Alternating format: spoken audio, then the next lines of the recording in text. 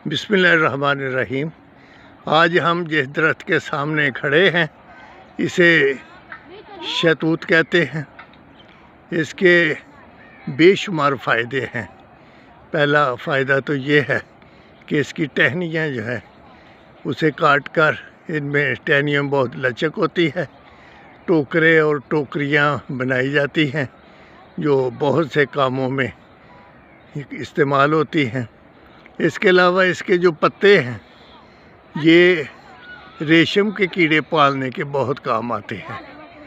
और इसका जो फल है तूत और शहतूत ये कई रंगों में होते हैं, जैसे काले तूत शहतूत या सफ़ेद रंग के, फिर कुछ छोटे कुछ लंबे, छोटे और मोटे, लंबे और बड़े, तो ये सारी किस्में जो हैं।